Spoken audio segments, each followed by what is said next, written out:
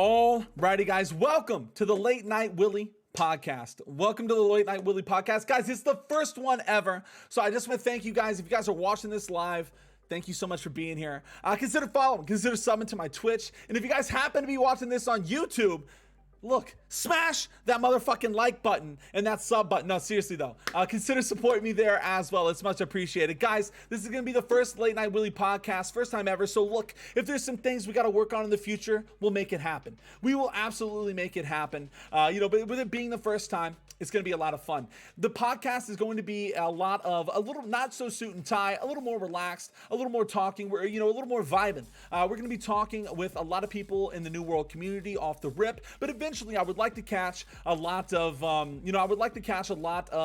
maybe streamers, things like that, in the New World community, and also branch out. It can be other people as well. So let's get it going. Let's have some fun. We're going to be jumping into the very first podcast ever of the Late Night Wiilly. And guys, round of applause coming out here for Kelosh. Round of applause coming out for Kelosh. Kelosh, hello, man. How is, let's just go ahead and do an introduction before we talk about the night, man. Do a little introduction to the stream, man. How, who is Keilosh? What's he about? Right now, I'm one of the guys in leadership and dropouts. I've been playing New World, this past year. Million companies, Imperial, no stat pad. Had a brief stint with the original Strict way back when on Eden, I think.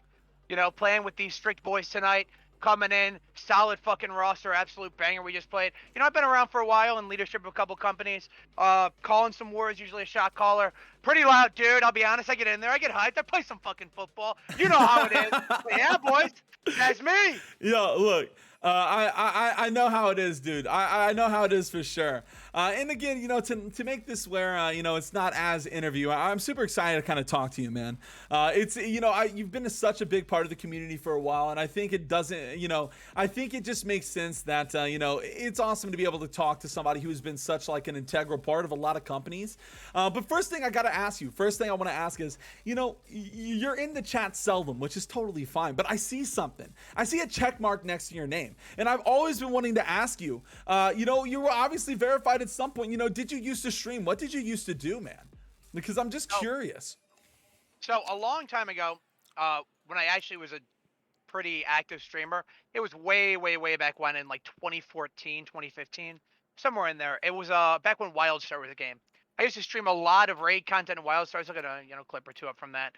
And that was when I really kind of started streaming. I definitely took a step back after that. I used to play pretty competitive League of Legends.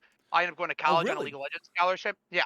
Wait, you went to college with the League of Legends scholarship? Yeah, it was a wild arc, bro. It was a wild arc. Not to like one of the shyster RMU ones. It was to Columbia College in Missouri. It was a pretty solid school. Not obviously not like an S tier. Not a great or high tier state school, but it's still a pretty solid school around. Yeah, but that's still really cool. Not a lot of people can say that, like not a lot of people that I went to a college for fucking with a League of Legends scholarship. That's awesome. Exactly. So way back when, a young little Keilosh, I went to school on a scholarship for League of Legends. And how old are you? If you don't mind me asking. Oh, sure, I'm 25. Nice. I'm an old man. Hey, look, bro. I'm 28, so I feel it. I feel it. Honestly, I wouldn't have guessed a day over 20. Hey, thanks, bro. Take that. I got you, man. I got you. But yeah, so way back when I used to play League of Legends, back in college. So I was on a pretty competitive team. Our specific collegiate team, we had a lot of people filter in from pro leagues or whatever. So it was we were like top 2 to top 5 at any given year. We just float between there. We'd be competing with Maryville. But enough about that. The way I ended up getting the check mark was 1 year over the summer between years of college. So there was actually 2 opportunities. One, there was a check mark for that. I ended up getting from World of Warcraft though. Oh, really? But so I used to play in this guild called Easy. And we were US 2nd at the time, and we ended up getting into we had a partnership with Wildcard Gaming, ended up getting a partner check mark for them, and I used to stream rating a little bit with them, and then I moved over to play with Sonic's Imperative, who I believe that they're just Imperative now, but it's Sonic's Imperative at the time. And so it was kind of my competitive gaming experience. We played in the Race of World first for a couple tiers. And that's where I was. I don't know if you follow the war super heavily back in Yeah. March or whatever, but I disappeared for like a full month when Imperial came to Oregon, and it was to play that Race of World first out with the Imperative boys. Oh, I see. I see. Well, see, and that's awesome, and that's kind of why I wanted to ask because, like, we always hear about a lot of people, names and people in the community, but like, there's a real backstory to a lot of us, and I think that's kind of like, I think that's kind of interesting. I think what's funny is I got to ask too, what is your role in League of Legends? Because look, I love League of Legends. I've been playing League of Legends for a long time now. Look, I peaked at Diamond 2 once, so I'm not definitely not at that level. But what was your role, man? I played jungle way back when I was a jungler. Oh, okay. Um, so what about the Lee Sin, some Rek'Sai, some Elise? You know the vibes. Play some Ooh. Kindred.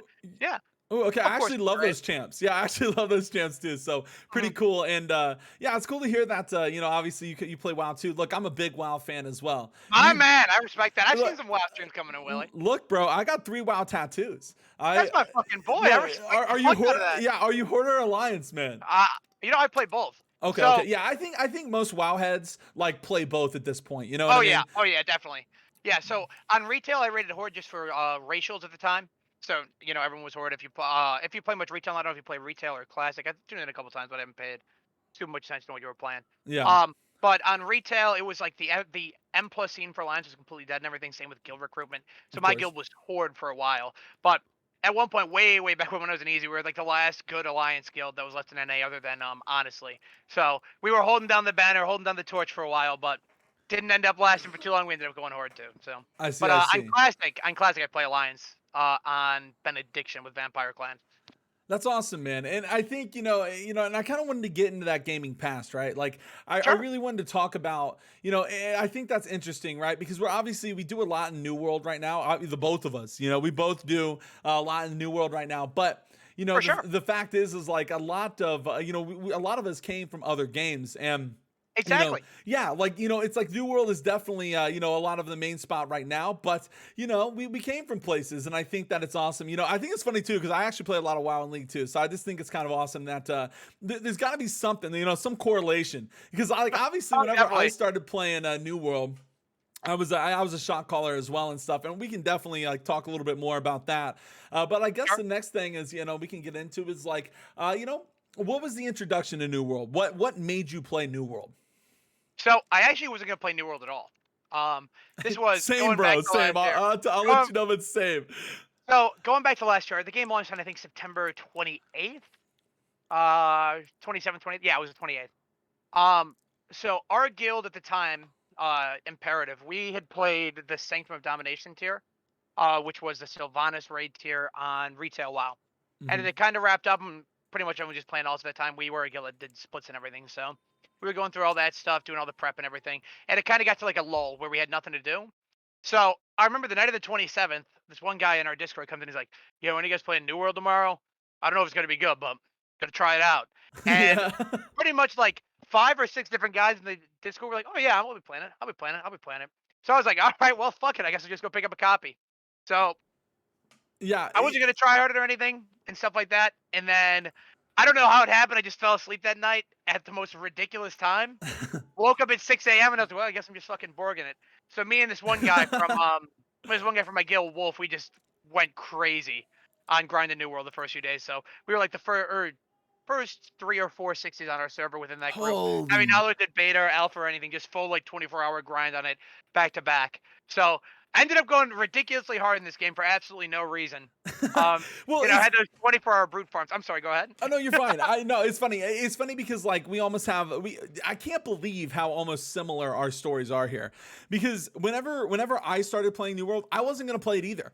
Actually, I've said this before, but my brother actually bought me New World. I was in the middle of leading my guild through SSC and BC Classic and World of Warcraft. Oh no. So yeah, Oh no. I had my own guild. I was actually like helping lead the guild. And my brother's like, hey man, you should play New World. You should make it happen. And I'm like, dude, I don't know. I'm leading this guild. I really like BC. It's been a lot of fun. Objectively, we were stuck at a boss. So that kind of sucks. But as a guild, I was like, I don't want to lose it. And my brother, he's like, look, I'll buy it for you. And because like I'm a stay-at-home dad. Before I started streaming, I was a stay-at-home dad. So I didn't really have too much money. I was like, all right, if you buy it for me, I'll play some. And funny enough, similar to you, man, once I started playing, I just no-life the hell out of it. Like I completely dropped WoW and just my brother and I no-life the hell out of New World. So I just think it's hilarious that there's almost there you go, dude. Yeah, and honestly, at first, at the start of New World, it's like I don't know what you were trying to do. I immediately started really loving the PvP. Yeah, I was kind of in the same boat where there wasn't really much to do in the game. Obviously, as you remember, way back when, there was no, Mythic Plus, Beast Hitters, whatever.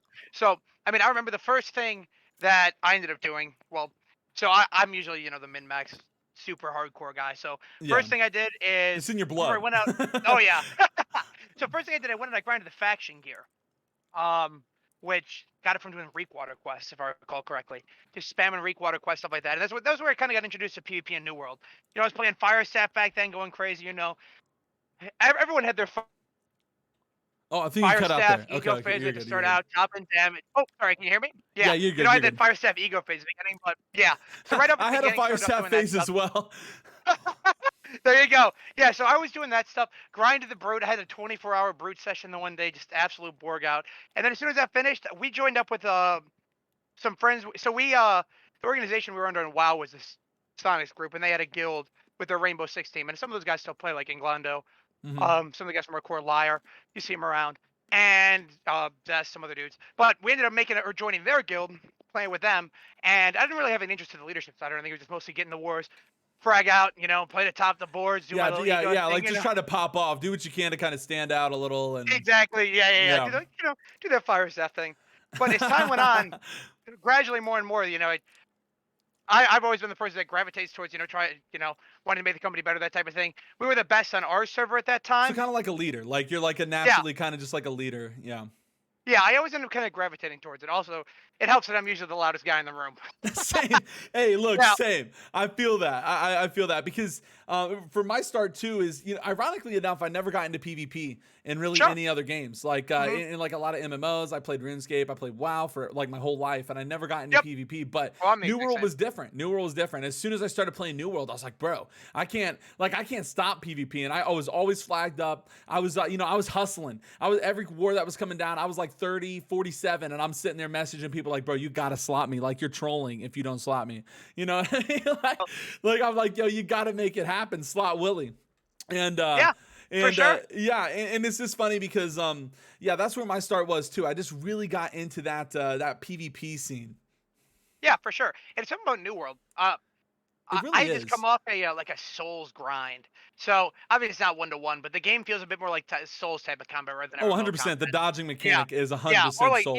Yeah, like Souls, BDO, that type of style of game. Which, just as a general, action MMO, it feels a lot better to PvP than something like WoW. Personally, I never liked WoW Arena, never liked RBJs, never liked any of that stuff. The rank 14 grinds and that, it was always super boring to me.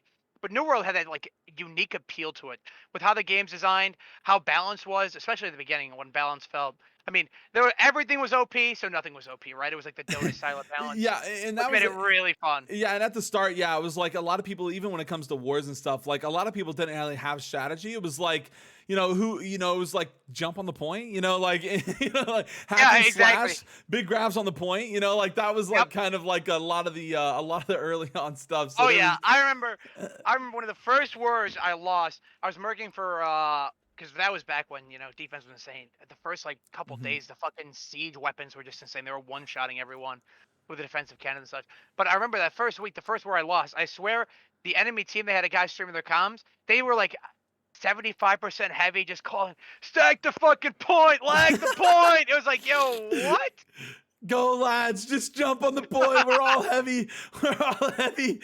Yeah, I feel it, dude. I feel it. And it's just funny to see where we've evolved. So I guess we can kind of start transitioning a little bit into, a little bit kind of into what, kind of the war scene, like what was it about wars that kind of, was it just a matter, like when it comes to wars, was it a matter of like, okay, I just, you have that natural tendency to be the top? Or was it like, I really love this kind of content? Or was it a nice mix of both? Well, initially it started off where I just loved the content. I didn't really care. So, I mean, I was on a company where we bought Everfall day one. We bought Reekwater. And we were like on that server health arc thing. We were like, we don't want to fuck with Windsward. So we were kind of just sitting there defending it up while everyone grinded their gear and everything, just on our merry way.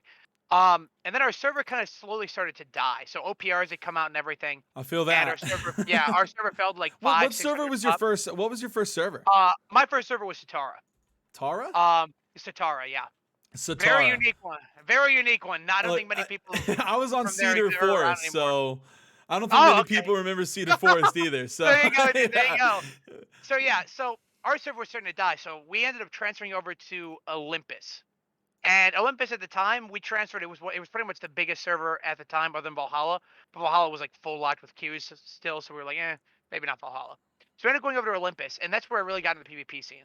The first night we went out, we did our company chess run. And we ran into this one company. I don't even remember the name. It was this green company, but they showed up with about 50 people to our chess run. We killed like 5 or 6 of them. They were just farming elites, and then they brought a full 50, 60 man company, and they full wiped our chess run. It was insane. We were sitting there like, oh, okay, this is Who are this is the these big server. guys? Like, yeah, we're like, okay, dude, it's on now. Because we came in with our Yeah, noob server ego and everything, and we were like, okay, okay. That's when it really yeah. Like, stepped up. okay, now we got some competition. Like, time to step it up. Exactly. And that's when it was like, okay, let's really get out there. Let's start hitting the recruitment, start hitting the wars. So we played our first deck with our full Satara roster on Morningdale. And we had a pretty unique strategy back then. If you ever saw us attack on Orin, the very first time we attacked Hmm. Nimbus, we ended up forting them relatively quickly. We get second last point when it was laid out for like 10 minutes. But Yeah. we ended up taking this by storm early game. We did a 3-point split. Not many companies did that back then. What were you? And What company were you in at the time? What was the name of it? we had some crazy names. So it was Imperial, but we transferred over. We started off as House Clancy, then we name changed to Lazarum Imperial. Then we just named it Imperial. Lazarum Imperial was a joke. So our response with Imperative with the WoW guys, our old name was Lazarus Oh, Imperative. okay, okay. So I see. I everyone see. Yeah. we were trolling the guild Lazarum Imperial. It was a nice little joke we had, inside joke with the guild guys. We ended up Yeah. changing that name, and then we changed it over full on to Imperial. Um, so we were over there, and then we did our first deck with that whole squad and everything, and we did well. We kept 2 points, and then we got shit out on the last point. Yeah. Which, yeah. So that happened, and then we went through. We did a lot of recruitment. We had a lot of people back then that were really pivotal to joining up. That's where we picked up Boss Matero, a really good fucking healer named Bop the Salute. We met up with a lot of these guys. This guild from WoW, I believe, called Onslaught. We ended up merging with them. We merged Mhm. with a lot of companies back on Olympus because the dominant company on Olympus, for if you don't know the Olympus lore, for anyone that doesn't know, Yeah. I don't fill his there's in. yeah. So there was this company called Lena, who was a pretty big WoW company. It was pretty much the biggest server on WoW Classic came together Oh wow. with a lot of their heavy hitters. They ended up making a company together. Still play with a lot of them, really good guys. Um, big trolls back then, but they're still pretty fucking cool guys. Um, so they were kind of the dominant guild on that server. And everyone else just kind of vying to catch up, to get caught up in everything. I think they owned Everfall, wins from day one. They were super head and gear, had really good players, the whole nine. Yeah, That for was kind of sure. our setup. Yeah, so that was kind of our setup. We were kind of merging with all the companies off to the side on Yellow. We brought it together on Yellow back then. Kind of just made the best we could. Got the best company we could with the players that we had, and So we kind of ended up. have you? Oh, go I ahead. gotta ask. Sorry to interrupt, but have you ever been? Have you ever been, or have you always been shoutcasting? Like from the, or no, not shoutcasting, my bad, shot calling. Like from the start, have you? Like when did you start transitioning into that position? You know what I mean? Sure. So we played. Okay, I didn't call it all on Satara. Mm-hmm. I had this really weird experience with a friend of ours where I ended up shot calling when I swapped to melee. Uh We huh. had I had a friend in our company, and this guy was crazy. He would just mine for 24 hours a day. So I went to bed. Absolute detail. Yeah, so I went to bed one day. I woke up at like, I don't know, 3, 4 p.m. I was on the DJ hours back then. Hey, same, bro, dude. Rocket, right? Yep. I wake up. I'm doing anything in New World. Yep. Yep. Yeah, Yep. So I'm I woke up at finding like anything to do, bro. yeah, yeah. So I woke up at 4 p.m. and my buddy in the guild comes up and he goes, "Hey, Kelosh, what's up, dude?" I'm like, "Hey, what's up, man?" He's like, "You on void bent?" I was like, "Huh?" He's like, "Yeah, I got 3 right now. I got 3 ore right now. I'm gonna go 2 tap 2 ore out here in like 10 minutes and I'll get you a full set." I was like, "What?" He literally goes out. He gets the both void ores in about 10 minutes. Comes back and he says, "Key, check this out, bro. I got the juice." I'm like, "What?" Guy in my company comes in, gives me full void bent, and back then I was like, "This is fucking sick, Yeah, bro. This is the best gear in the I game. am I'm literally the juiced." best on the server. Yeah. So this guy juices me up. So I'm full void, but I swapped to melee. I'm like, all right, bro, I'm feeling good. And obviously, play melee. Fire staff was a lot more mechanically intensive, a lot more focus required to play it. And then melee was kind of meathead back then. That's when you Of know, course. Yeah, you know, that was when it was huge melee meta. Back when it was like, you're just, auto attacking, throwing a grab, nothing too diverse.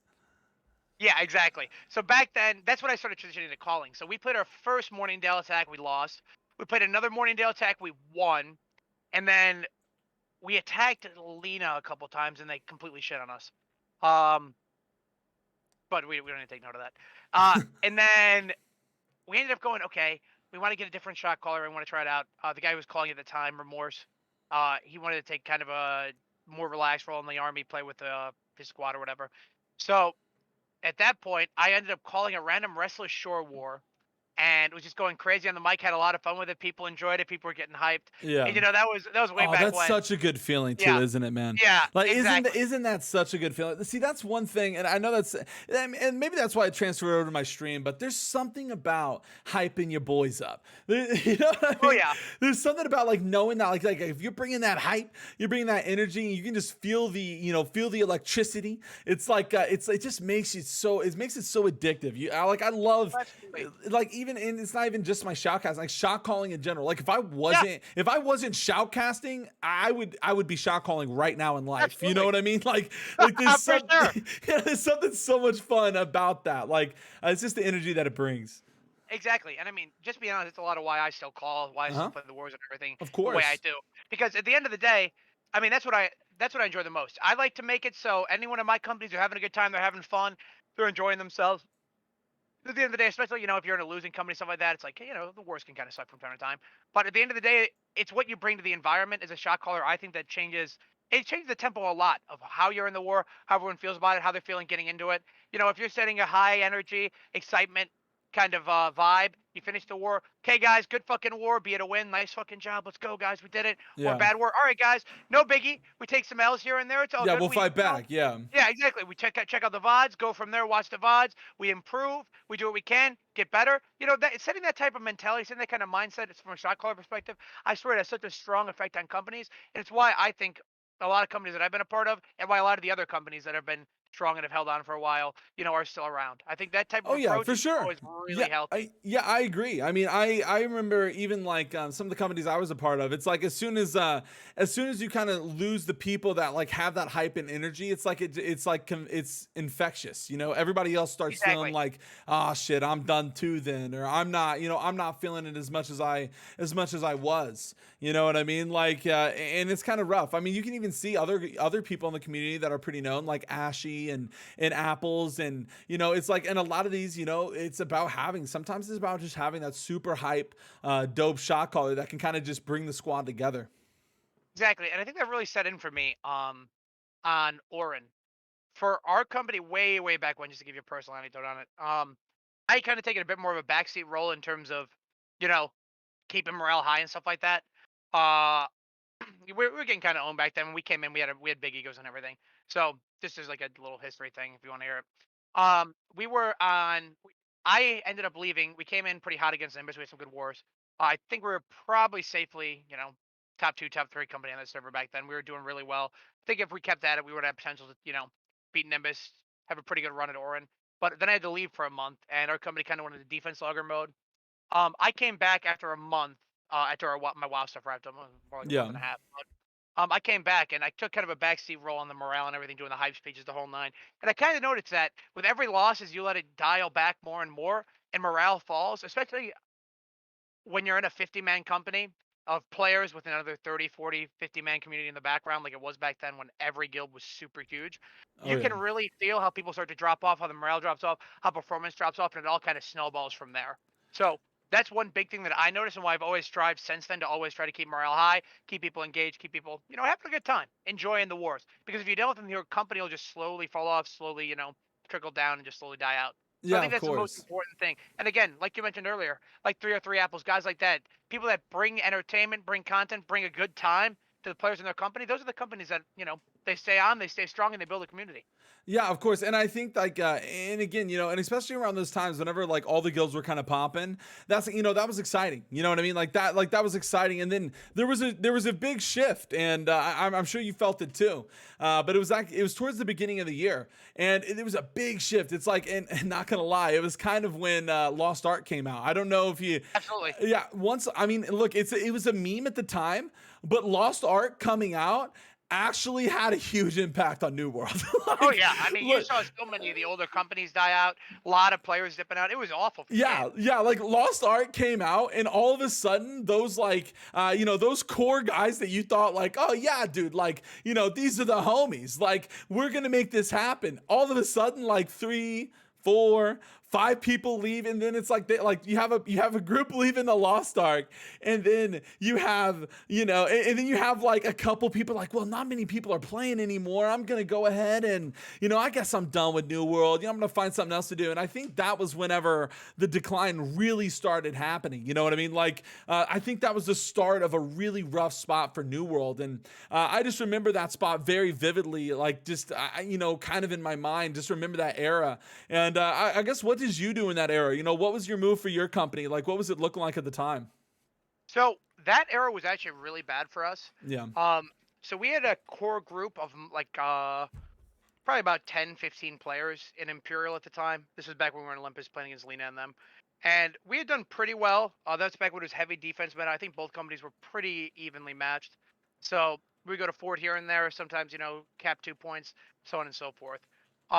And what kind of happened is we got to this point at the end of January, I believe it was like January 29th, I think Lost Ark came out.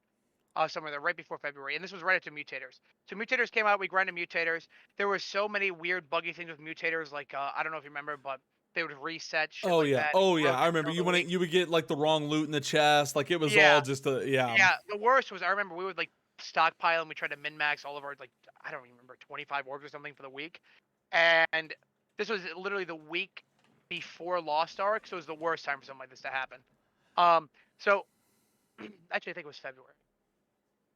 Early February. But regardless, so we were trying to min max the chest and everything, get it all squared away, and then, I remember we lost like a decent chunk of our orbs on it resetting and shit like that, and then we sent orbs the next week on Dynasty, and then Dynasty rolled over, and I remember like for my core group of friends that played that, the 5 to 10 guys that I would hang out with in Discord every day, pretty much all of them, the moment Lost Ark came out, they fucking evaporated. They dipped out of the game. Yeah.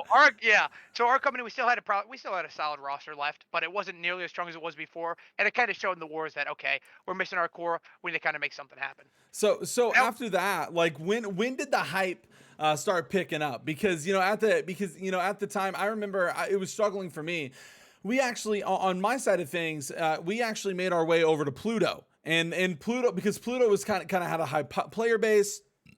We were kind of like, we're kind of like, where can we go? Because we were at Crockley at the moment, and Take Care was actually taking over the whole server. They Take Care at the time was taking over the whole server. For sure. And my company still owned Windsward. We actually never lost it. We still did own Windsward on Crockley. But, there you go. Okay. But one day, look, we woke up and everybody, like it was like the whole server was a mass exodus. Everybody ended up leaving Crocklea. Like everybody that was anybody left. And it was like, oh my God. Like I remember waking up and I got like a million messages like, guys, look, everybody's moving to Pluto. If you guys want to fight there, like, it was like Take Care was going. I was part of Kings of Cedar Forest at the time. Kings of Cedar Forest was going. Everybody was making their way out there. And actually at the time, I think I was part of the Emerald Resistance. Or no, yeah, I was Kings. Yeah. yeah. But yeah, it was just crazy. So we all went to Pluto, and that's kind of when things started kind of revitalizing just a little bit. Ironically Exactly. enough, whenever the territories, or my bad, whenever the servers were like, down to the last couple servers, that's ironically enough when a lot of things kind of started, at least from my personal opinion, started kind of getting pretty exciting. Yeah, I would agree with that. I would say the two biggest moments of excitement was that like mid-February buffer with Orin when all the big companies came in, everyone was playing with an Orin. There was a bit of it on Eden when Aggression went over there and fought Bricked, Yeah, but who I think would you say was the best on Orin? Because I remember I wasn't catching Orin at the time. I started up in February, about March, so it was like right after Orin popped off. Like who was, you know what I mean? Like what? Because I know Orin, man, they had some drama. I remember oh yeah, Ethereum coming in and Ethereum suppled Nimbus everybody, and like dude, I remember like obviously I had I had a lot of people, like even when I first kind of started knowing people, I had a lot of people in Pluto, but man, when the Orin came to the stream, and when I started meeting some of these guys, I'm like, damn, these guys going crazy. What was that server like? Because I know a lot so of people talk about it. sure. So Orin was interesting. So I ended up going over there, I believe the first week it came out. So I kind of mentioned to you that we slowed down a lot with the Lost Ark release. So what ended up happening with our company, how we got into that was I messaged the guild master of the other company on server, Lena, who we're talking about, and we basically went through like, hey, server's dead. A lot of PvPers are going over to Orin now. Let's get something together. Let's get something going. Let's make Hmm. this happen. So we ended up putting together like a super roster of the guys from Olympus, and we went over there. And when we got there, Nimbus had been there, I believe, a week or so, or a couple days before us, and they bought the decks on, I believe, Windsward and Everfall, if I recall correctly. So the start of it, Nimbus was kind of the company to beat. Ethereum owned Monarchs. They bought Monarchs. We owned Brightwood and Weavers, and then Supple owned Cutlass Keys. So the kind of, from what I understand, that entire month we had a so we had a bug in Brightwood, where our zone could not get invaded, Hmm. and that was back when it was 2K pop. Everybody wanted to push, so we were playing declares every fucking other day, Yeah, of sometimes course. every day. It was insanity. So we were getting decked a ton back then, and we held on until the defense changes. And then Nimbus, I think, didn't get decked on too much. Maybe Ethereum decked them once or twice, but this was way back when Ethereum was rebuilding their roster. I believe they lost a lot of people on Eden. I don't know for sure. Someone from Ethereum could correct me. But they didn't have much of a core roster coming into Orin at the beginning until about mid to late March. And then mid to late March, it kind of heated up. The patch change came in with the Oh yeah. defense that nerfs. Oh, Ego was over there too. They were holding it up in Morningdale. They were pretty good as well. Um, and then yeah, But so yeah, defense yeah, change came in. and I know Orem was super competitive, Yeah, and I think the wars in general, even thinking back then, a lot has changed. Just how much has changed with the wars. I know that Orem had a lot of drama on it too, man. yeah, I mean, I yeah. remember being in stream and just getting a lot of people coming in from Orem. Like there was always something popping, there was always something going on over there, and it was kind of funny. But it's just awesome to it was just awesome to think of. I gotta ask, what was your best war on Orin? Like what was like the absolute like standout war on Orin? Say there's actually probably three that I can think of, Uh-huh. but the most important one I think was the very first one we played. We had pretty much no idea how we would stack up to any companies from other servers.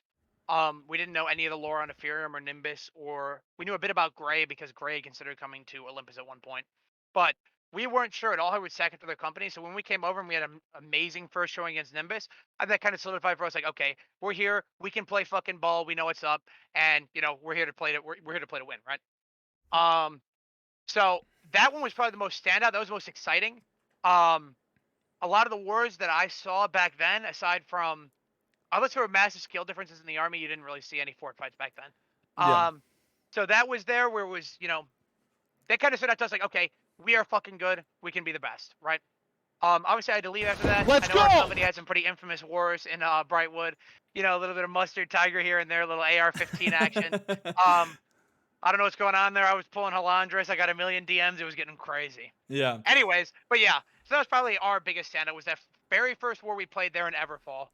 I think was the biggest for us because it really showed us that we can play on the the big stage, so to speak. Yeah, of course, and it's cool hearing about like just thinking about the times back in the day, even some of my favorite wars and stuff. It's always awesome, but I do gotta I do want to bring it back to bring it back to now. We talk a little bit about the past, a little about some of the fun, get a little a little pretext, a little kind of idea of where we came from. But right now in the wars, because obviously a lot of stuff is going down, like just with the way the war scene is looking. I really want to talk about the wars in general. Like, what do you think about the current meta of the wars right now? Like, what do you think? Because obviously, a lot of people say it's a fort meta. So, what do you think about it, man? I think outside Let's it's go! almost impossible to hold now. I think realistically, if you're getting held outside, you have a lot of work to do as a company. Is the first thing. It's definitely a fort meta in terms of, I mean, outside points almost don't matter. You can rotate pretty close to perfectly, but there's a couple strategies in the game that you can pretty much set up and. I mean, you can cap a point for free. You can almost guarantee a B cap anywhere you play if you're remotely close as a company. Yeah. And then C is cut just a matter of time, right? Eventually, you wipe your back line, clear the sides, push up, and you're just choking them on the entryway there as well. Plus, obviously, decks are firing down, pelting down on the healers as they enter. It's a really big shit show for Yeah. most It, people yeah, outside. yeah. For now, and it's funny because that's something that I picked up from the stream as well. If a company right now cannot make their way into fourth, then yeah, you're right. I feel like it is like, okay, holy moly, you got to think about your attack, because we're seeing a lot of competitive companies taking it to fourth. Like if it's a decent roster versus each other, they take it to fourth in like the first 10 minutes. Hell, it's starting to become the first 5 minutes. Like it's just that it's that easy at the moment. I'm a little worried though. Like just in general, like I feel like companies are really struggling on that four, and I don't want to press you too much about what your what your strat is, but if there's any way you could beat around the bush or something, because there are so many companies that are struggling, and I feel like, I know you talked about Feint, but I feel like you guys have some secret sauce over there at Dropouts, and I know that you helped call that strict war tonight, correct? Yeah, I was a main caller for the strict war tonight. Yeah, so obviously you guys know a little bit about what's going on, at least something. Maybe it's just there. I mean, is it a roster diff? Is it just a dead roster diff, or is it like is there something else going on? I don't think it's a roster diff. Okay. I do think on cost, Dropouts is probably maybe 5 to 10% stronger roster wise than other companies, but I don't really think that's usually enough to make the wars, that much of a stomp, right? Yeah, lopsided. Yeah, because they're lopsided. Yeah. Like you guys are making these things super lopsided, and I think that's what a lot of the people in the community are seeing. Is it's like, and even myself. I mean, that's what I'm seeing. It's like, wow, I catch a ton of wars, and you guys really are just making the attacks look absolutely different from what anyone else is doing right now. For sure, and I think a lot of that. I mean, in all honesty, this is gonna sound weird to say, and maybe it's even a bit toxic, but I think there was that period where Supple was super dominant for about 3 to 4 months. And the reason Supple was dominant, in my opinion, is almost entirely roster related. You can tell this patch has been the same with people without how outside works, right?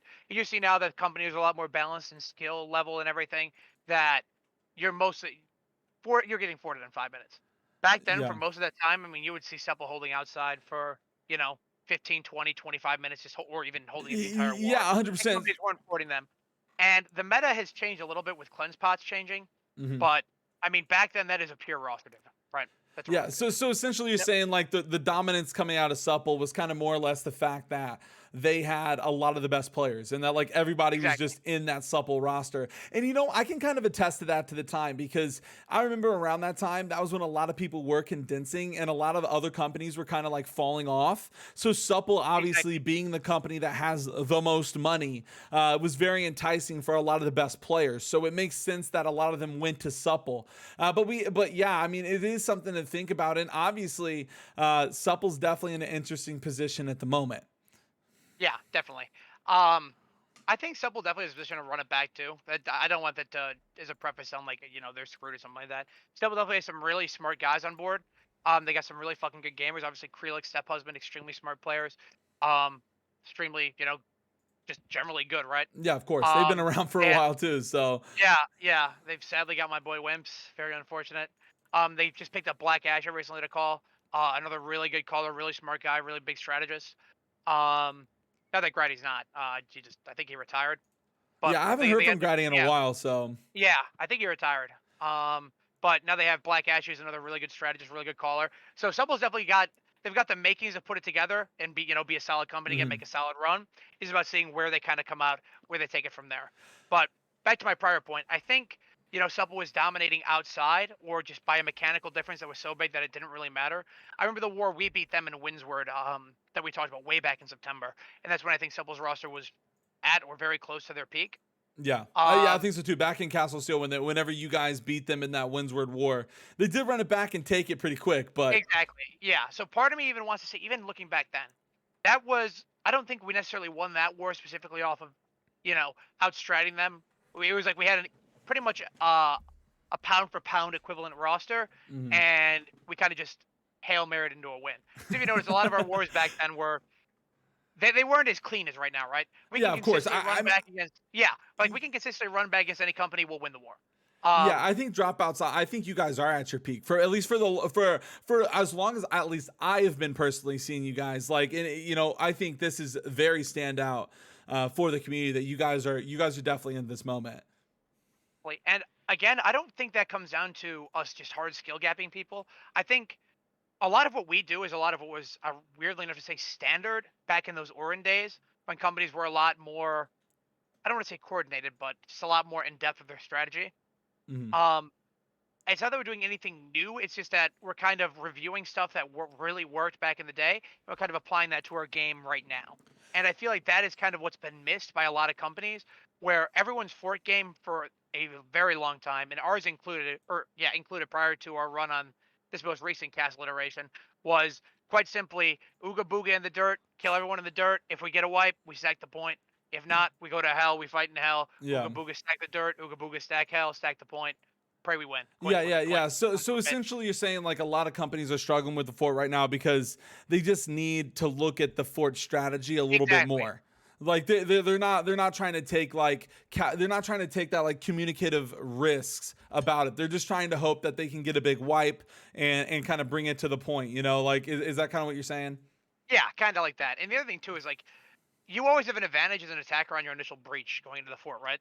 Hmm. Um, you're pretty much reset at that point. You know when you're pulling the trigger. You're ready. You can always zero out, pick one or two people on that initial breach. You'll always have that advantage there, and it's about what you do with that advantage so you generate that small kill lead. Let's say you push 15 seconds out of respawn. Okay, you have numbers in the fort on your side for 15 seconds. What do we do next? What's our next play? Where are we taking our 15, 20, 25, whatever our gate Yeah, allocation is, because you got to and what are stay we doing moving. with You it? got to stay moving in a fort, man. Exactly, Dude, fighting in a exactly. fort is not easy. Like you really have to stay moving in a fort. And you have to have those comms too. Exactly, and that's the big thing too, where people really get tunnel visioned, I think, and get lost. I mean, you've probably seen it or heard, people talk about it a million times. People talking about, "Yo, guys, don't fight at the fucking dummies. Don't fight at the Yeah, fucking yeah, yeah. dummies." And to some extent, it's a meme at this point, but also it's true. When people get those initial wipes, they don't really know what to do. They just look to, maybe let's say you kill three people on a breach, and then one person is kiting out of that clump into whatever, into the corner over there by the gates or by Yeah, the yeah, yeah. dummies. That kind of the And pocket. you're sitting there, it's like, well, they're stammed and they have no cleanse or gemstone, but what am I gaining from getting this kill, right? Am I advancing my chance of capping fort? And Yeah. 99% of the time, that one extra kill doesn't matter. It's about taking a superior position within the fort once you lock down those first few kills and once you have the breathing room to take position. If you notice too, like with our army, we're extremely effective as dropouts now. With once we get those initial kills in fort of knowing where we need to be, rotating to it and taking control. Mhm. Where you don't see us caught up at the dummies anymore, and that's why too. You'll see, for That's a good example, point. it looks like That we're that's a getting good wiped. point you just said, and I just don't want people to miss that. You said Sure. that you don't see you guys caught up at the dummies anymore, and Mhm. now that you say that, it's like when you look at it, you're like, yeah, that's absolutely right. Like it's like even tonight, I saw it. There had to be a calm tonight because I was noticing that strict. There was a lot less complete gate fights. I noticed more, trying to get inside the damn fort and not necessarily, just pop a cleanse and get inside there, and don't try and just stall at Exactly. the gates for 10 years trying to meathead your way through, because just by design the defense is going to be ahead of that. Like just by Exactly. design, the way the fort is designed, defense is going to win that 90% of the time.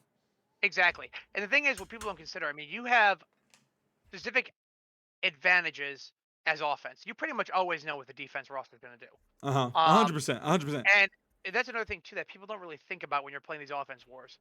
Yeah. Where I mean, Yeah. It's crazy. I just gotta say, I say it all the time too. The best thing that an attacker has that the defense doesn't is the defense has to answer the attackers. Like that's the thing. The defense has to answer what the attackers do. So it's like if you can kind of predict what what the defenders are going to do, they can play into your hand. exactly, and that's such an important thing that can't be understated enough, and it's something that I think a lot of shot callers, that's where you can really set yourself out and set yourself as an elite shot caller when you can identify that and make adaptations around the fort or around the game based on opportunities like that, because it's exactly that they have to answer you set the pace. So okay, what what was thought about with the dropout setup is what position can we put the or the defense in that gives us the best chance to win. Okay, let's identify what we need to win first. So these are the win conditions to win offense, 1 2 3. Okay, what position do we need to put our army in, you know, to create condition Yeah, one, yeah, condition two, condition to three? create an opening. You know what I mean? Yeah, You gotta create an opening. You got to make it happen. It's like no, the thing is, there's not going to be I think what a lot of attackers don't understand is there's not going to be some miraculous like exactly. there's not like God is not going to come down and just smite down the defenders. Like Exactly. you're not just going to be like, all right, push in, and then you're going to get every side is going to win the wipes, and then you're going to be able to run right to the point. Like having that mentality is definitely like it's never going to be beneficial. So it's like Exactly. you want to try and keep that going. Like you want to try and kind of be in that position where you're trying to outsmart them as much as you can as well. But it's just funny. So it's cool hearing a little bit about the fort. You know what I mean? It's cool Sure. hearing a little bit about it because it is pretty cool to think about. You're not kind of not trying to fight at the dummies, things like that. And it's all about strategy. I think a lot of people, like you said, it's interesting hearing about Supple. What do you think about Supple right now? Because I know some people are a little weirded out that I put them at a C, but I think that like I've been saying, I just want to see them get a little more active. Do you think I was trolling? Like like what do you think about the company as a whole at the moment? Because you guys are obviously going to be trying to fight them, right? Like, or they're going to be trying to fight you guys, I guess. I'll be I'll be very honest. I don't have much of a read on them right now. Um, I think it's that's a not lot even of like people. not even like a flame thing to them, but they kind of lost an Eben versus us, and then they haven't really. I mean, to coin your phrase here, they haven't really been active at all. They're not getting active. They're not pushing. I don't see many of them online. Some of the obviously some of those guys come out and work for our Warriors here and there, which I greatly appreciate. Lots of love to you guys that come through. Come and play some fucking ball. But I haven't Yeah. really seen them doing much as a company recently. I hope they bounce back. I hope they start pushing. I hope we start gaming. Okay, I guess they pushed Restless Yeah. I on see. I see. Goss today. Okay, Yeah. or yesterday, and I just missed it. So okay, that's good. I'm glad to see that. Maybe they'll test some strats, get ready to step back in, play some ball. So I'm excited to see that because Supple, whenever you have an all-star company like that, right? You can never count them out. They obviously had Yeah. 4 months of extreme dominance. It would be absolutely no surprise to me if they bounce back. It'd be no surprise to me if they kind of fall off after that. It's Yeah, just about exactly. I feel you like know I feel like there's only like two ways to go about it. You know what I mean? exactly. Like you either bounce back and you're a competitive company, or it's like you're gone. Like I don't know. I mean, obviously you could kind of be in a situation where like maybe you're just kind of more of maybe the people who are left are kind of just more casual and they want to just hold the territory and like maybe PvE and stuff. Like I don't know. But it's weird to see because like just thinking about the power level they were at, but it is what it is. I mean, it's cool as hell to see dropouts stand out as pretty much the you guys are the premier company right now. I mean, you guys are definitely the people to beat, and I think that's fucking awesome. It's Especially exciting for seeing, sure. yeah, especially seeing from where you guys came from.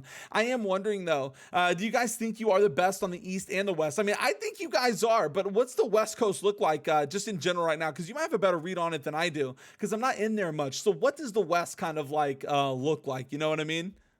I think West sucks, man. West sucks. Oh. Yeah, not even as like a so Oh it just God, kind of what's sucks going now. on the West Coast, man? Why is it so So dead? um the dropouts lore is dropouts was pretty much a conglomeration of pretty much almost all the best players over on West that came to East. Um so what I understand, there was no one really to contest dropouts over on West, and I mean, there hasn't really been any competition that's jumped up since then, and the West servers are kind of dying Yeah. out a lot more than the East ones. I actually went over. We took a break in dropouts back at the end of September, I think. You know, the classic dropouts, 2 weeks break, regroup, run it Yeah, back, yeah, yeah, and we took a break. And I know me and some of the Trent Hard guys, we all went over and we had some fun on El Dorado. Yeah, you know, going crazy. For I got over there, and we ended up taking I think Windsward, Everfall, Evanscale were the top 3 at the time. I don't remember. I don't think Brimstone was in the game. This was yeah. before the mystery out. And we ended up like speed running all 3 of them. Just sat on gold. It was just super fucking chill. There's nothing going on. I know So, Yig was a bit more competitive, but I don't know how that's going right now. so do you think that? So I'm just kind of wondering. Do you think that West Coast? This means that West Coast is best coast. Like, I mean, if Dropouts is pretty much made of pretty much some of the best on the West, then it's like, is West Coast better than East Coast right now? Like, I if gotta you be guys careful. represent West Coast. I gotta be careful with what I say. Faint's in the chat, so I gotta be careful here. Um, I mean, honestly, at the end of the day, I think we're kind of at the point. Okay, for a meme, yes, West Coast is best coast. On a serious note, I think You heard it here, no. yeah, I think all of NA pretty much either swaps between West and East at this point. Pretty uh-huh. much everyone from Supple dropouts or Boogaflu right now, prior egoed. Everyone was when they were around as well. Other there's more priors. I'm just like blanking on it. Like Borpa Blokes, those guys. Yeah, yeah, Pretty yeah, of much course. everyone's had their stints on West from East and everything. Obviously, a lot of West players that are on the dropouts roster now, and obviously we got a lot of new faces in dropouts too that weren't here on like the Mystery Arc or Hmm. the original Castle Arc that are here now from West too. So I think it's pretty intermingled right now. But for the meme, yes, West Coast is without a doubt best coast. I'll, Well, I'll, I'll be I'll be packing up and moving out of Chicago. yeah, that's funny to hear. So I am wondering, has there been any, look, obviously doesn't got to be any spicy or anything, but have you had any drama since becoming kind of like the standout company of right now? Like, I mean, just in NA, have you heard, have you had any like extra, like, is things starting to heat up, or do you think there's any company that's like coming for you guys? Because I know the Booga Boys are out here, I'm just kind of wondering from your perspective, because I only see so much. You guys have the meat and potatoes. You know what I mean? Like, you guys are the meat, and you guys have a lot of the meat and potatoes. I'm just out here, like, kind of more of an outsider perspective. So I am the worst person to ask this. And the reason why, I have never, in any competitive game I've ever played, gone into something expecting to win. I always assume whoever we play against is the best in the world. They're gonna Yeah. fucking own, and I kind of reflect that in the prep I do for each war or for each league game, whatever. I always assume we're playing against the best, and I always assume we're gonna be pushed to our absolute limits. I was gonna Um, say that definitely comes back to your kind of League of Legends kind of mentality, because that's what a lot of the pros do. for sure, and that's kind of how I've always approached it.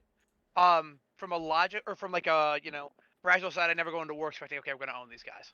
From a logical side, I don't think unless someone figures out how to play offense, we're at much risk. But Yeah. I have a feeling someone's probably gonna figure it out soon.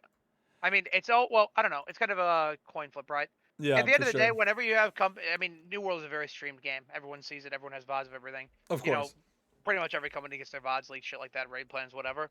I would not be surprised if someone figures out kind of what we're doing. I don't know if they'll be able to execute it as well. Of course. Um, but we'll.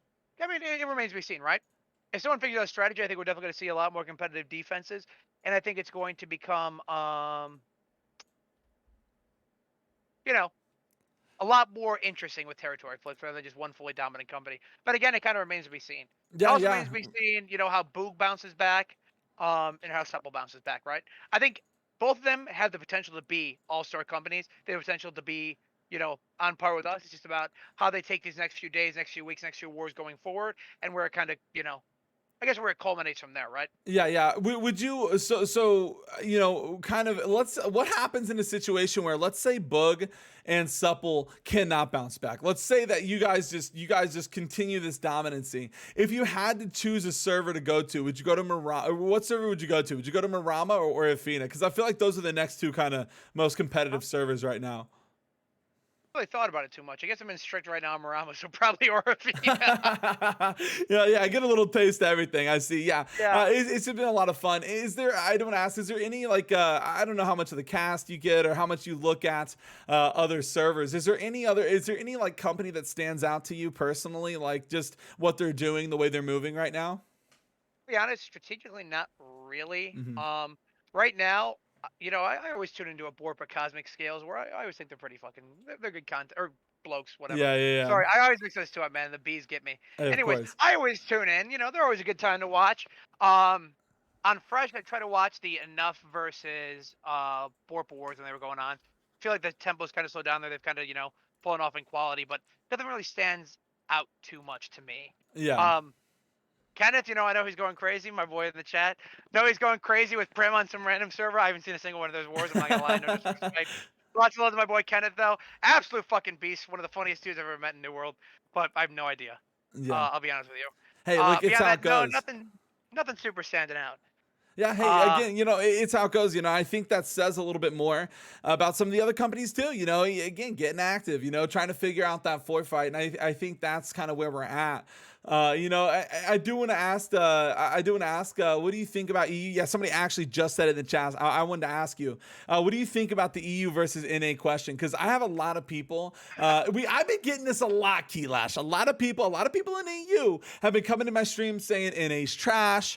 Your best company couldn't even like take it the fort against the our mid company. Things like that. So I want to hear from you. Because obviously right now Dropouts is looked to be the best company. So I want to hear from you. What do you think about EU? Do you think that you guys would win? Would it be close? What would it look like in your opinion? um, well, way back when, I don't know if you know this about me, or if you ever casted in EU Wars. I was in Mhm. Parabellum. Yeah, I Um, casted Para and Bonsai a lot back in the yeah, day. there you go. Yeah, so I Yeah. played with Para for the last week of June all the way through like I think beginning of September when I started my job.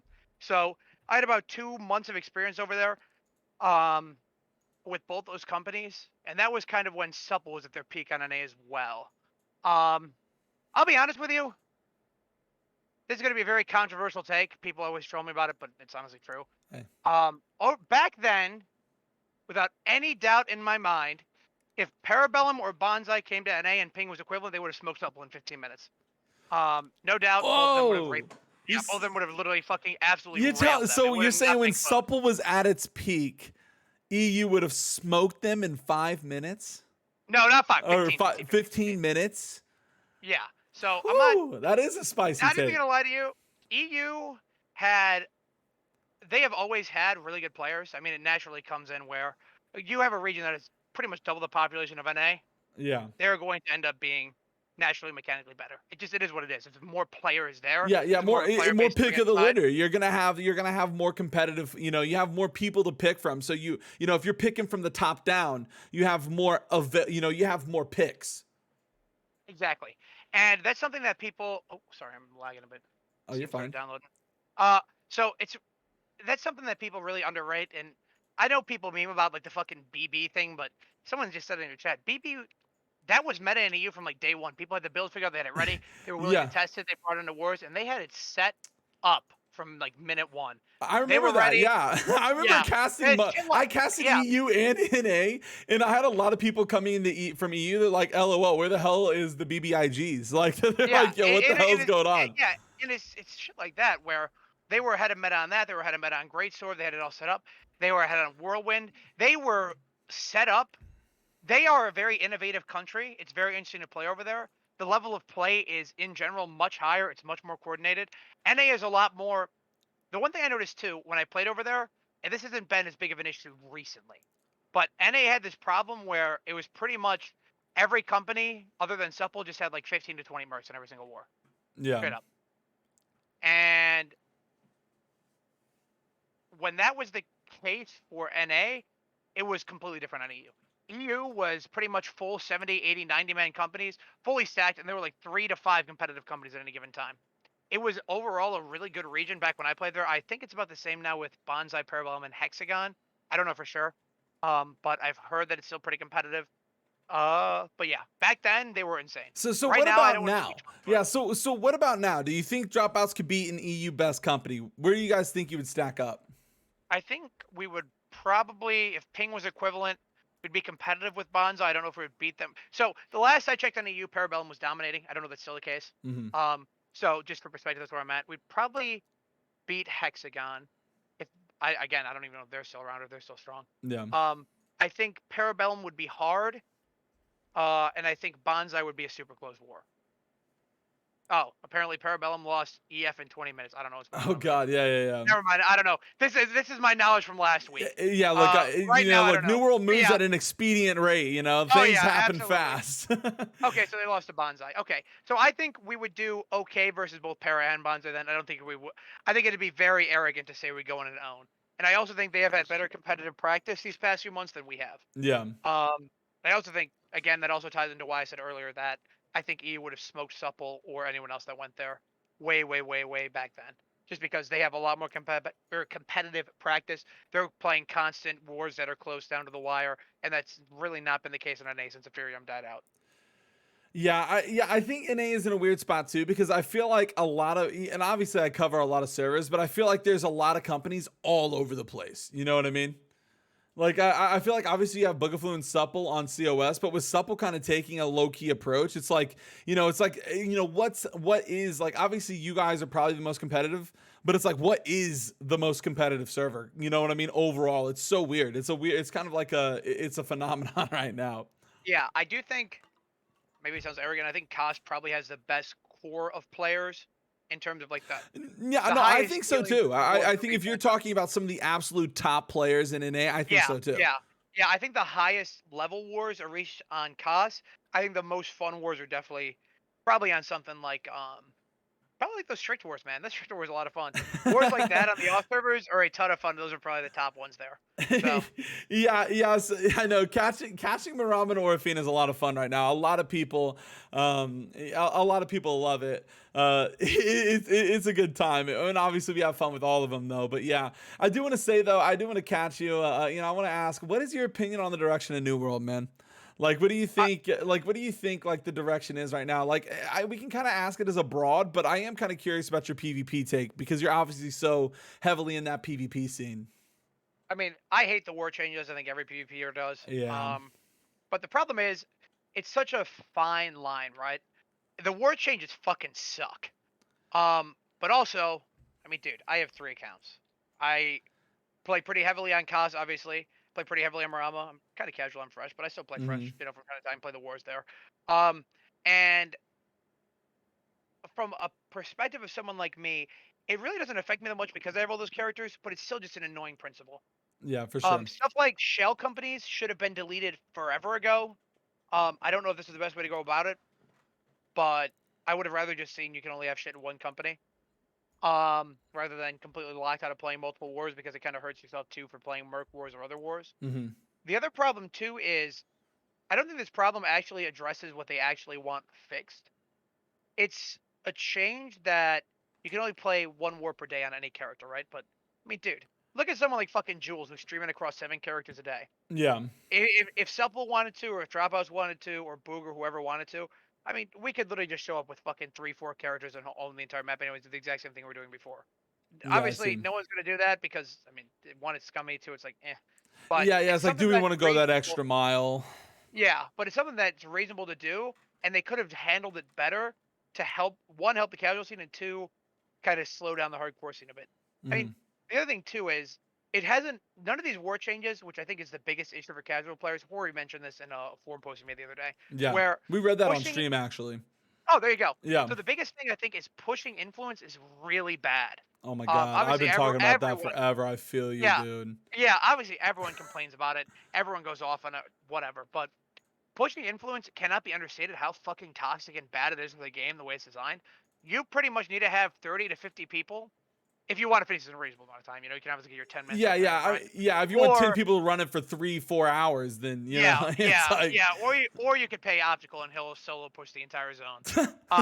But uh, realistically, well, actually, I don't think Optical got paid, but anyways, um, realistically, the way it works is so bad. They need to overhaul those changes and make something, I don't know, different for that. I kind of agree with what someone in your chat said. Missions not resetting on dev, yeah, but even then, I don't really think that fixes it. yeah. I think we That'd just need make a it push whole new faster, not mess it way. up. Yeah, Yeah, like it needs to be fully renovated, and I don't know what the solution for that is. I don't have any better suggestion for it, yeah, aside from make the quest less shit or increase the amount of percentage we get from influence. But right now, it's like, dude, it is not a good system, and that I think is the biggest issue. Where think about it, after the servers started dying off and weren't 2K pop anymore, whatever, population started to slow down. uh-huh. Every company, every war, like man, thinking about like playing in dropouts on COS. It was like, man, you'd have like 5 to 10 people out pushing at any given time. Like, yo, this is fucking crazy. Yeah, yeah, Now, yeah. yeah, and it was just a boring setup for people, and I don't think any company enjoys it. People generally have to pay out or are generally doing payouts to incentivize people to come and stuff like that, which is good. Don't get me wrong; it's definitely a good way to approach it. But Hmm. also, territory money is cut too. People are getting paid less for pushes. It kind of compounds on itself, right? Yeah, of And for course. companies just starting off, like if I wanted to start a company tomorrow, and let's say it was like newer to New World, and okay, I want to build my company, want to get it set up. It's really hard to sell, or recruit and sell 50 people to join a company that's kind of no names, whatever. It gets them to go out and push everything. And plus, the other issue with New World is, I mean, just being honest, as someone who's been in leadership of multiple companies, New World is very clicky.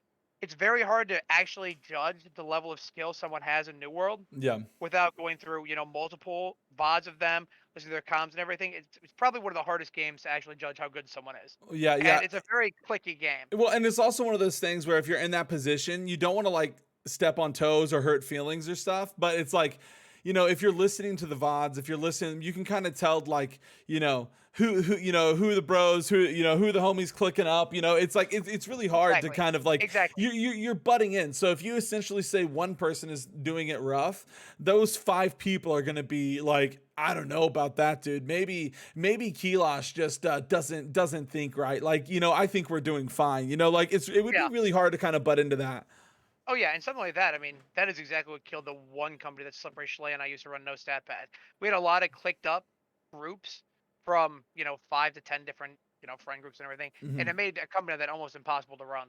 Where that type of stuff doesn't work out, and the problem is too. On top of that, when it's an existing company, it's really hard to get new blood in. One, it's two things, right?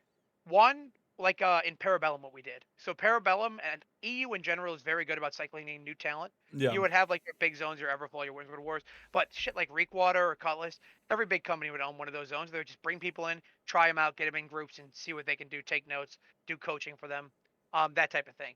And that was a really good way for kind of newer players to transition into the war scene, where they end up trialing in one of these companies. They get feedback from an actual, pretty good fucking player, pretty, a solid proven player. Yeah. Whereas now that the war changes are in, you can't really do that anymore.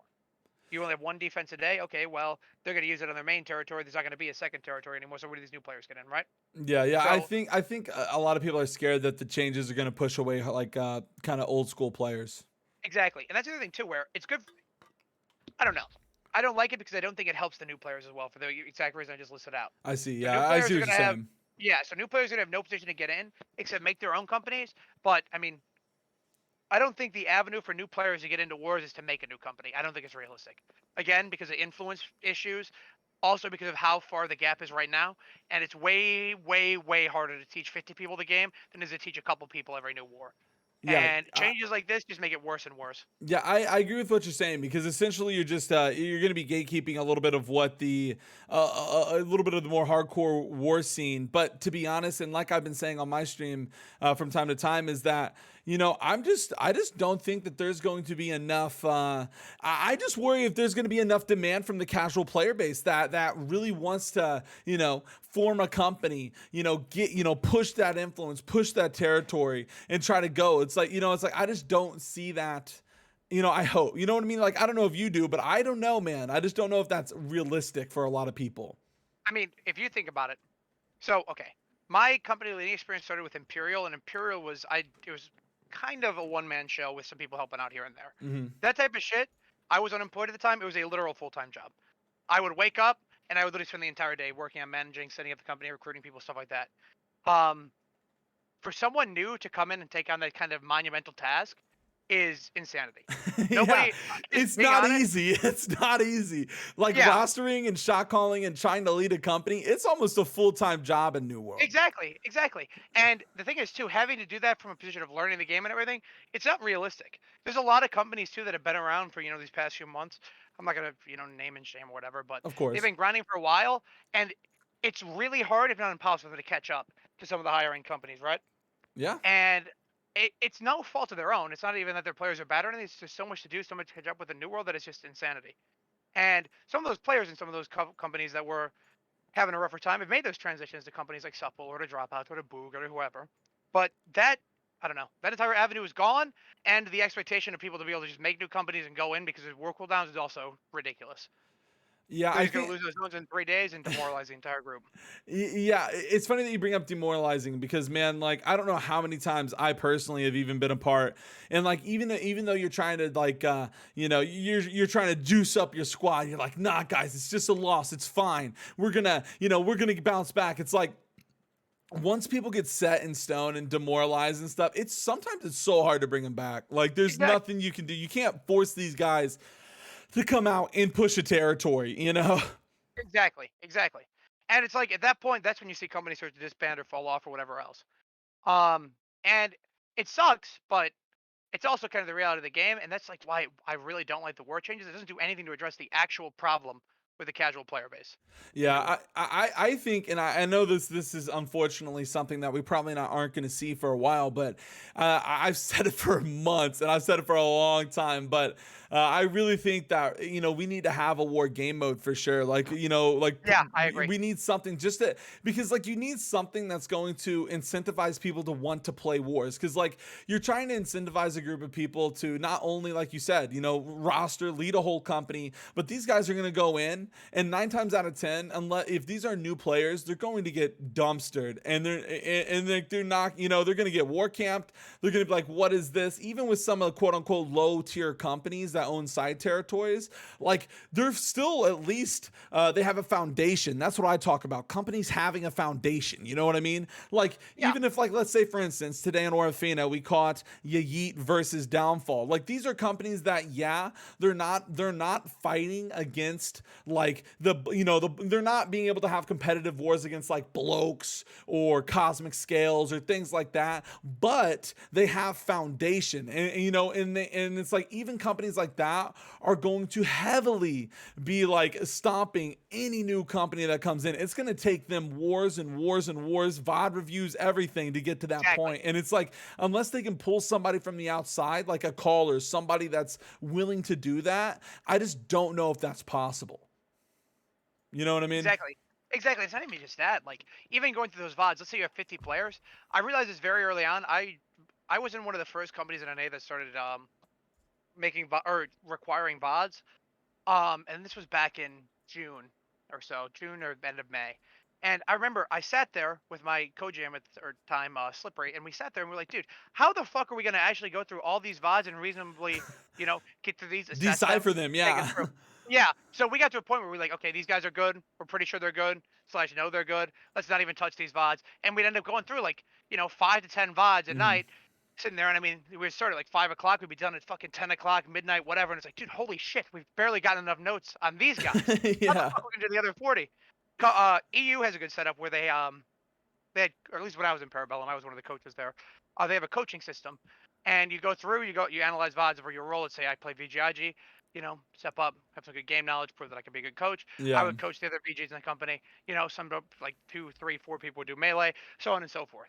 Yeah, that's And actually a that good worked really system. I well. did something similar like that in World of Warcraft where in some of the bigger guilds you have like a mage coach or like a mage leader, a warrior leader, somebody who has like, a lot of experience in those roles, and they kind of help dictate and help kind of guide a lot of the other players that are in that role too.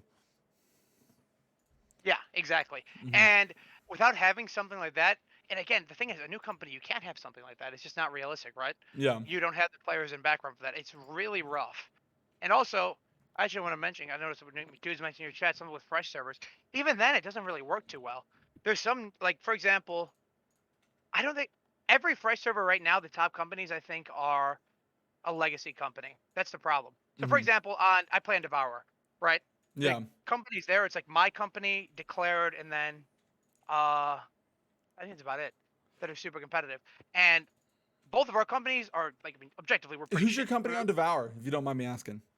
I don't even know what our name is, man. I'll be honest with Yeah, you. yeah, yeah. we were Damn. yeah, we were Yiwei. Then we got changed Oh, over to we were okay. Yiwei. I've Now I think caught you we're guys a like few times then. Yeah. there you go. Yeah. Now It's we're just like funny you bring up Devour, and Plus I Zero just Group. I just think like, yeah, Declared owns everything. Like, Yeah, it's like, yeah, yeah. and then like I mean, just being honest, both of our companies suck. We would get rolled on any like actual server, right? Yeah. But on Fresh, it's like our two companies are good, and then all these other players, let's say it's new players, one, they're getting, rolled in these wars they have no chance in by legacy players, and two, I mean, they're not even learning the game properly because they're playing against two really bad companies. You know what I mean? Yeah, It's of like course. it's a problem that feeds on itself. It's just weird.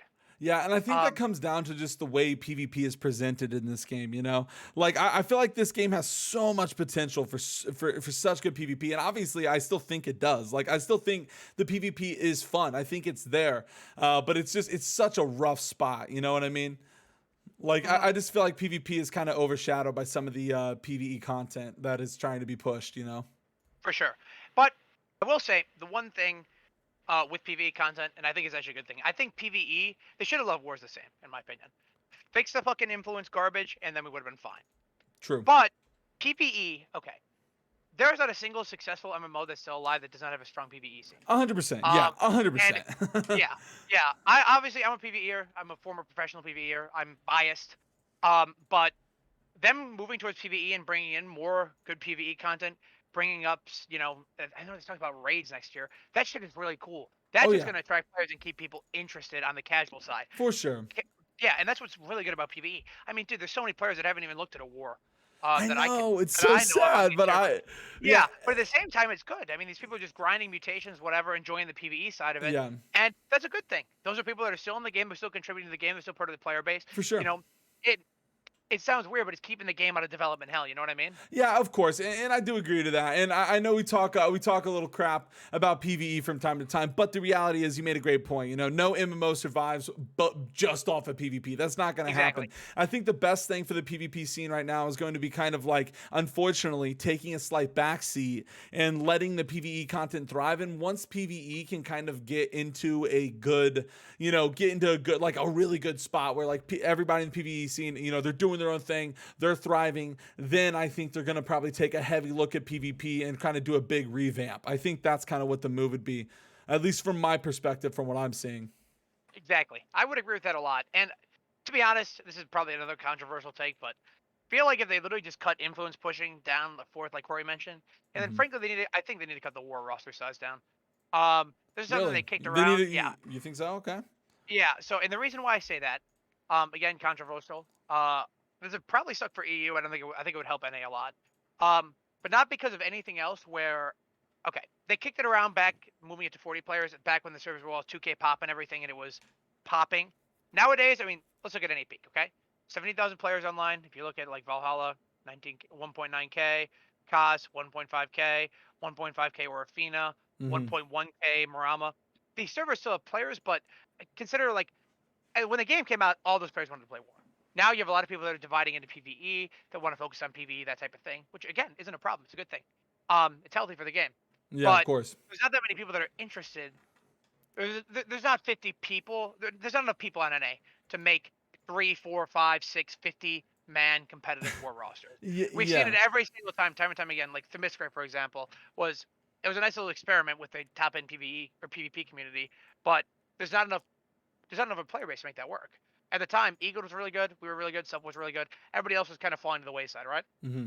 And it sucks because what can you really do about that? There's just not a player base to sustain that much competition. And Yeah, that's why the I think mystery is so sad, but like I still love the idea that I love the idea that a lot of the PvP community came together and tried to make the mystery happen. You know what I mean?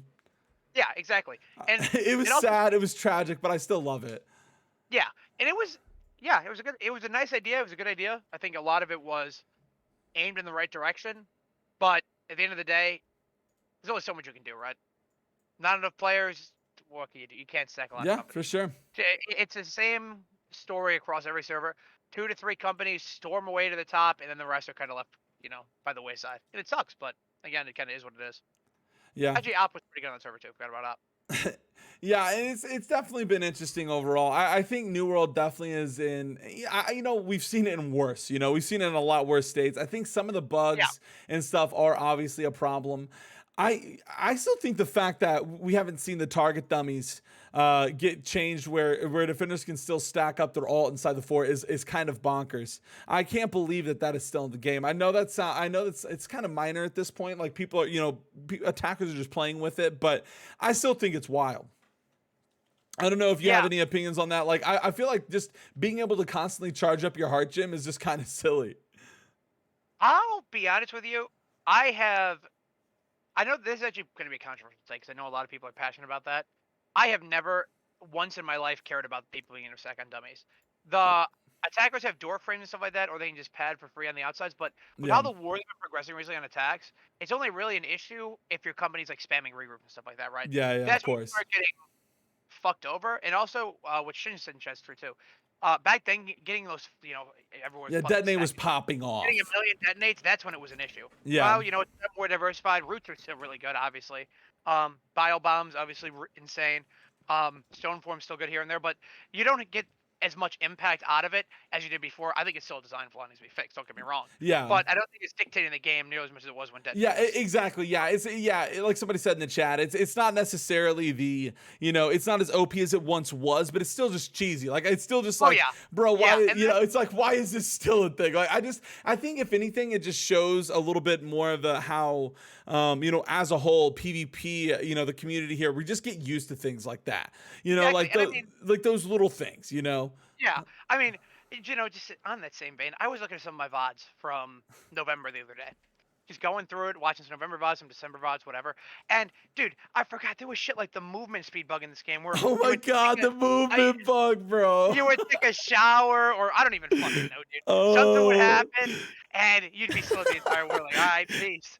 Just You, deal with it. you could I only came in, jump around. Like, God, yeah, dude, that and that that's was in something the that game for so long, yeah, that got dude. added in November with the Void Gauntlet and did not get fixed. It did not get patched out until fucking February. It was in the game when we all went to Orin.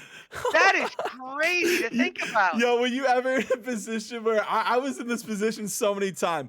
I'm calling a war and I get the bug and I'm like, guys, I'm fucking bunny hopping around. I'm like, guys, I can't see. What's going on over there? Like, I'm Dude, trying to catch up. I was playing an attack in Everfall. I remember this one. This is the one that stood out to me. In the enemy shot caller, this is way back on Olympus. So I rooted the enemy shot caller Slippery. I root this guy. His character is instantly bugged right next to me. It's the funniest thing I've ever seen. I literally typed in chat, LOL, started teabagging, and walked straight to the point, baby, doing some fucking thing. But I'm sitting there and I'm thinking, man, this fucking sucks. You suck shot calling the war that's completely fucked. Next war, Karma got me. I'm playing Windsward. I walk out the main gate. Very first guy, this guy VV walks up, he showers me. I'm slowed. Game's fucked. Yeah, yeah, yeah. It's like it would always be like the start of the war. It's like, oh, I swear to God, if I get the bug in the beginning, dude, like last 10, it's like whatever. But dude, the bug in the beginning was like, oh my fuck, like this is yeah. So it's only something like okay, 30 man. minutes of straight hell, essentially what you signed up for. And that was back before VODs or anything. So if you're trying to get better as a company, all right, guys, we're looking at the scoreboard. DM me if you were lucky you had the movement speed bug. It's like, all right, dude, Yeah. all right. some dudes who didn't have it, like, yeah, dude, I had the bug, dude. Oh yeah, that was like the sneaking, bro. Yeah, I was bugged that game. I don't know what's going down. Yo, didn't I see you walking? No, not at all. No, no. I swear to God, I had it at the start of the match. You know, like Yeah, I always got those dudes too. I be trying to find them on the VOD, looking for their name. Like, yo, where are these dudes at? Yeah, look, I see him. He's not fucking bugged. Like, yeah, like I remember that, so dude. ridiculous, bro. That shit was so ridiculous back then, bro. I swear, it was such a weird game to play. And then the fucking 50-man of the point lags it out. Like, what are we talking about? This is a thing? Dude, I said the stuff, the stuff that we have been through is definitely, you know, it's a thing in the past, but it's something that I think that just resonates with a lot of us, especially like players like you and stuff, who has been around, you know, for so long. You know, like we've been here for a while, and it's just so fun to see. Also, hey, Black Swan, thank you for the raid. I see you, love you. So I don't have alerts on, but guys, thank you. But yeah, you know, players like us who have just been around for so long is like it's just wild, dude. Just seeing where we're at, and I think it's in a good spot. You know what I mean? Yeah. You know, I really do think we're at a way better spot than what we used to be. You know? Oh yeah, without a doubt. The game has definitely taken a lot of steps in the right direction. And again, I think a lot of that comes in with PvP. I think PvP was a step back, but I mean, it is what it is. All the hardcore PvPers are still going to play anyways. I don't think it's going to change much. But yeah, I like it. I like where we're going. Me too. I like it as well, man. Yeah, and especially for that 3-month window where we were down to like fucking sub 10K pop, we're at a much better place. Like what, 43, 45K now. It was crazy. Yeah, it's definitely in a better spot. But yeah, so I do want to go ahead and get on to some community questions. So Sure. I asked the Discord, maybe we can take a question from chat as well. I asked the Discord to kind of get in some community questions here. I'm going to put a plug to my Discord in the chat. Also, in the YouTube video, if you guys are watching this on YouTube, if you guys ever have questions for some of the guests that come on here. But one of the questions is I want to pull out is, what do you think, because obviously Keilosh, if you guys don't know, is you guys should know by now, but is an insane caster, or not, my bad, caller, things like that for this company. One of the questions is, what do you think is the most important thing to do in wars? What do you think is the most important thing to do in wars? I actually think the most important part of the war from a leadership standpoint. Do you mean leadership player? I can go into it all. Yeah, just in general, like what do you think overall after what you've seen? You know, you've called a million wars. What do you think is like the most important like thing in it? So from a caller perspective, I think a lot of what's important in the war, ironically enough, comes before the war. So in your preparation, making sure you know. So this is something I used to struggle with. There's some infamous clips going on and me going like, A to C, C to B. It was a shit show. Anyways, the most important thing is making sure you know exactly what needs to be communicated, when it needs to be communicated, and what kind of information you have. For example, a lot of companies still have sketchy fort breaches. And something like that is so simple from a caller perspective. You can fix that easily. Call the groups by number, let them know where to go. Or if, for example, if you're defending in fort, okay, you see C side is light, call the group from C, rotate it to somewhere else. And a lot of that becomes so easy as long as you have your raid plan set up correctly, as long as the prep set up correctly, and you know which groups are going to listen and which groups aren't. And then you assign the places to each of those. That is the most important from a strategical side of things for how you want to approach it. And what is the most important thing going into the war. Beyond that, making sure you just keep the war attitude positive, even if you're losing, even if you're struggling, keep morale high, keep people in the zone, keep people focused.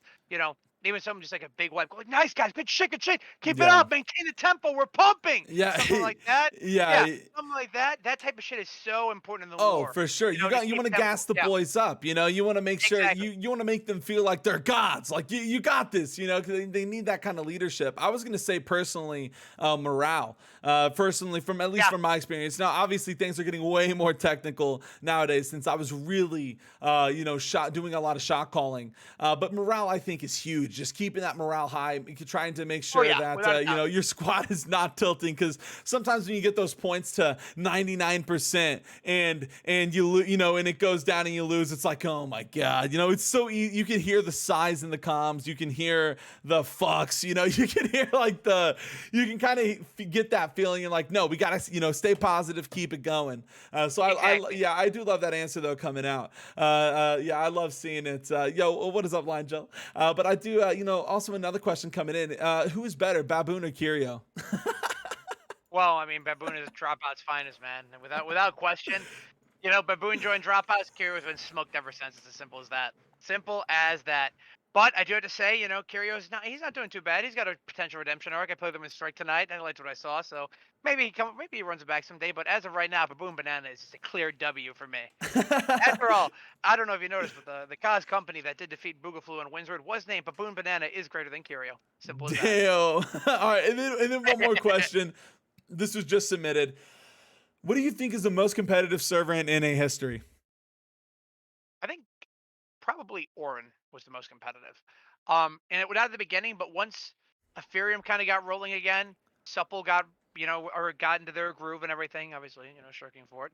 But once it got to that point on Orin, we were okay too. We had some good wars here or there. Nimbus was still going, not super strong, but they were still game in there. There were a lot of good, solid companies on Orin that made it a lot of fucking fun. And it was right after the war changes when the game came in, went hot, was going crazy. Oh yeah, and honestly, I forgot about Ya there for a second. Uh, Yeah. yeah, I think Orin was probably the peak of New World PvP, without a doubt. Really? So and that was and Elrond really was peaking right before we kind of started getting into a Pluto arc.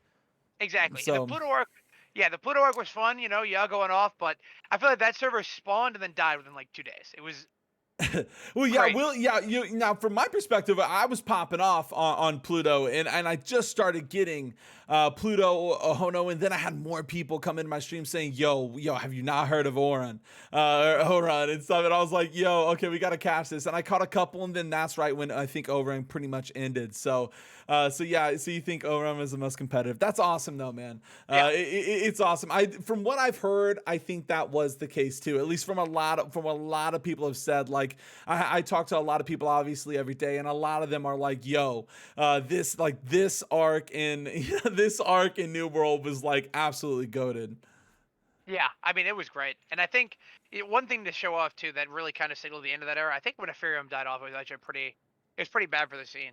For all the, Yeah, all yeah, the memes I and shit that agree. gets talked about Ethereum, I mean, I liked it a lot for New World in terms of that guy. If that guy had a company, it would end up being really fucking strong. And Yeah. losing something like that, because that was always a company too where I feel like a lot of new players came in. Ethereum always seemed very good at bringing in new talent, you know, finding some random undiscovered player and dragging them in, from the dredges. Where I think that was kind of lost when they died out. Where a lot of the companies now it's kind of recycled. Those new players that come in here or there, but pretty much every player that's in a top company now was a player in a top company 3 months ago. You know what I mean? Yeah. Oh, yeah, for sure. It's hard. It's harder to get that new blood. It's harder to really see if that new blood can, is it out there? A lot of at least the Yeah, people in the scene are a lot of people who have kind of been around. So exactly, yeah. exactly. For sure. Well, we are getting to the end of the the podcast here. I think we have definitely talked a lot about the wars. We talked a lot about kind of a little bit of the past things and kind of what we've seen coming out from New World, kind of the direction that it's going in. So I guess look, I'm just gonna give it to you. Is there anything that any people you want to shout out? Anything you want to prop up? You want to shout out your company, anything like that before we end the podcast here? Sure. I mean, first things first, obviously. A lot of love to all the dropouts guys. You guys are fucking amazing. I've said it before when I've come out here and talked about it, but the guys in leadership at dropouts, all the fucking boys over there, even Chrome, who is no longer with us. Rest in peace, brother. Enjoy the school life. Lots of fucking love to you guys. You guys did an amazing job. We wouldn't be here without you guys, and that's Faint, that's Impunity, that's Keegan, that's Pibsy, all the fucking boys coming in, grinding it out. All the players too that make it possible for that to be real. And make it possible for us to be a fucking owner company. Appreciate the fuck out of you guys. You guys are all amazing. Appreciate all you guys showing up, all you guys playing ball. Beyond that, just in general to the community and to you as well, Willie. You guys just sticking it out, grinding it out, staying in, watching the wars, playing the wars, just making New World the game it is, the PvP community it is.